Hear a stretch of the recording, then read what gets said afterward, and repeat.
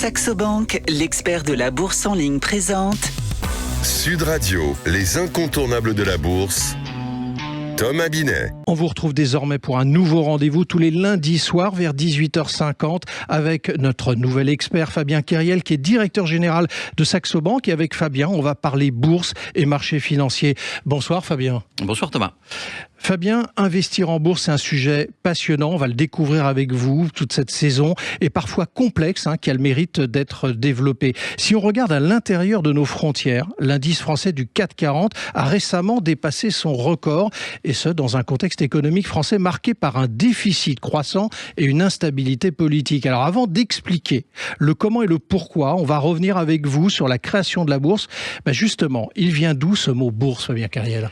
Eh bien, tout commence au Moyen-Âge. C'est à ce moment-là que la première bourse, ou en tout cas le nom, apparaît. Au XVe siècle, à Bruges, en Belgique, on a des marchands venus d'Italie qui arrivent en Belgique pour vendre leurs marchandises. Et ils arrivent avec des marchandises et des lettres de change. Et ces marchands se réunissent alors dans des auberges, dans des grandes maisons. Et une des familles qui les accueille, alors excusez mon accent flamand, mais c'est la famille Van der Beurse. Alors la famille a disparu, mais Beurse est resté et c'est devenu bourse. Alors c'est passionnant, mais du coup... Ensuite, où se sont développées ces fameuses bourses ? Alors, la vraie première bourse, comme on la connaît aujourd'hui, comme un marché où on achète et on vend des actions, c'est Amsterdam. Au début du XVIIe siècle, on pouvait y acheter des actions de la société qui s'appelait la Compagnie néerlandaise des Indes orientales. C'était une société qui faisait des expéditions commerciales vers l'Asie, plus particulièrement vers l'Indonésie, et ils avaient besoin de financer ces expéditions. Une société qui a besoin de financement, des gens qui ont de l'argent, ils se rencontrent et c'est devenu une bourse. Alors du coup, est-ce que ces bourses ont dû faire face à des transformations depuis leur création ? Bien sûr. Oui. Tout au cours de l'histoire. La première bourse à Amsterdam, elle a quand même mis quelques fondements. On avait des cotations qui permettaient de connaître les prix, des courtiers pour acheter des titres. Il y avait même de la spéculation puisque la première bulle financière, elle date de 1637 et c'était sur les bulbes de tulipes. Mais les bourses ont évolué avec l'histoire. La révolution industrielle, 18e au Royaume-Uni, 19e en France. Londres, Paris, création des bourses pour financer des sociétés industrielles et des sociétés qui faisaient les voies de chemin de fer. Alors du coup, ce sont des pratiques qui nous paraissent un peu lointaines, c'est toujours le problème de l'histoire. Mais le digital est aujourd'hui omniprésent, il est arrivé, clairement.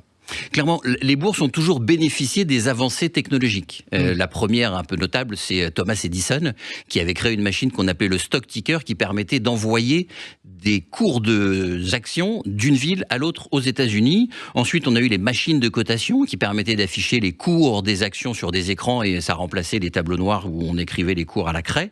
Et puis, arrivé dans les années 70-80, l'électronique, l'informatisation, où on saisissait les ordres sur un ordinateur. On ne faisait plus ça à la crier et à la voix.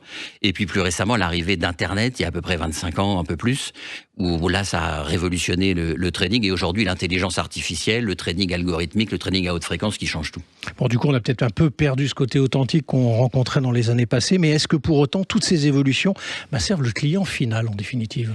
Toujours, la technologie a toujours apporté un bienfait. Dans le cas de la bourse, je peux vous en citer 3. Il y a la transparence, puisqu'aujourd'hui, on sait ce qui se passe sur une place de négociation. On connaît les cours, on connaît le nombre de personnes qui achètent, le nombre de personnes qui vendent, ceux qui attendent, ce qu'on appelle être dans le carnet. Il y a une fiabilité supplémentaire, puisqu'il n'y a plus d'erreurs humaines possibles, puisqu'on a automatisé et informatisé les échanges. Et enfin, il y a une rapidité qu'on a pas connu de l'histoire, c'est qu'aujourd'hui, vous pouvez exécuter un ordre sur n'importe quelle place dans le monde, où que vous soyez, même depuis votre téléphone portable. Donc, si je vous ai bien compris, en résumé de vos propos, Fabien, les bourses, du coup, seraient donc en évolution constante sous l'influence des changements économiques, technologiques et réglementaires, devenus aujourd'hui le pivot de l'économie mondiale. Complètement. Les bourses, c'est un pivot de l'économie mondiale, ça finance l'économie mondiale.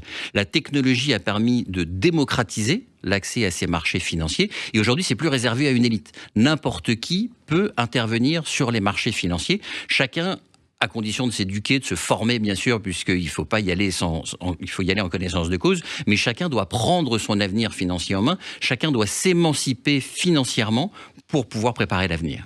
Merci Fabien pour vos explications très concrètes et on vous retrouve lundi prochain pour un autre numéro d'Oser Investir, les incontournables de la bourse et je vous retrouve dimanche à 9h25 dans la matinale week-end. Sud Radio, les incontournables de la bourse. Thomas Binet. avec Saxo Bank, l'expert de la bourse en ligne.